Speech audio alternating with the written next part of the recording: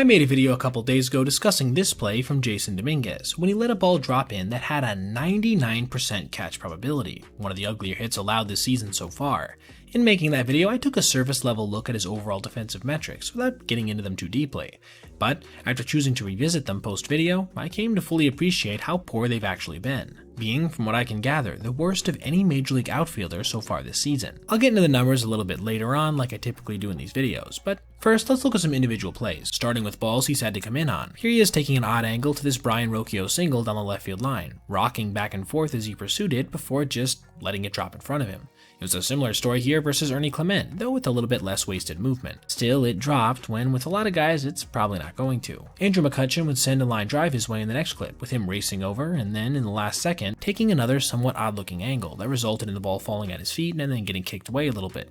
Luckily for him, McCutchen isn't as fast as he used to be, otherwise he almost surely would have been on second base. But even if we forgive him on a few of these plays that resulted in simple singles, it's a little harder to do so when he messes up on balls that force him to go back, like on these three, when he first was sent back to the warning track by Taylor Walls, having time at the wall before leaping at the last second and seeing it go off his glove for a double. When a guy has that amount of time on a fly ball, you expect it to either be caught or at least timed up correctly. He certainly had less time on the next one, again versus the Rays, when Yandy Diaz sent this ball to left field, with him ranging back at maybe 70% speed before seeing it clang off his mitt and again go off the wall. Over the last few seasons, this seems to have become a bit of a trend with Yankee outfielders in that they don't approach fly balls with maximum effort, leading to some hits that maybe shouldn't have happened. The last one was probably the hardest when it comes to just pure difficulty, but again another play you expect a Major League left fielder to make when he was sent racing back on this line drive over his head, getting his glove on it, but not being able to secure it. If it seems like I'm being a bit hard on him, I do want to note here that he really would have only had to have made about half the plays I've shown so far to have his metrics look drastically better.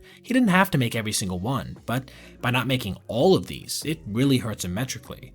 But still, none of these qualify as his single ugliest looking play, with that one coming on this triple off the bat of Zach McKinstry that forced him to race towards the left field wall before seeing this ball go past him, then having him skid past it on the track as he overran it, turning a routine double into a bit more. Just look at Max Fried's reaction on that play. You don't want your ace making faces like that when he's in the middle of 5 scoreless innings. Now, I'm going to repeat the same numbers that I gave at the beginning of the last video, in that he's tied for dead last among all Major League outfielders with at least 200 innings played right now in fielding run value at -4, outs above average at -5, and success rate added at -8%. The thing I didn't mention in that video, however, is that he's the only outfielder to be tied for dead last in all 3.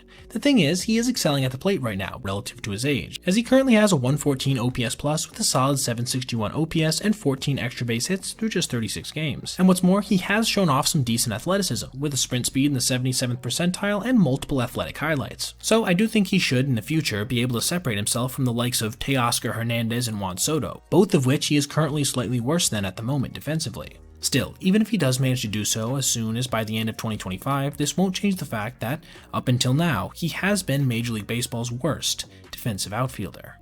Now, thank you so much for watching, and I hope you enjoyed. Also, if you ever see something you'd like to see detailed in the Made the Cut video, whether that be a specific play or a narrative surrounding a certain player or team, feel free to reach out to my email, basebpoet@gmail.com. That's BASE, letter B, POET@gmail.com. If I use your idea, I'll be sure to give you credit. Have a great rest of your day, and I'll see you in the next one.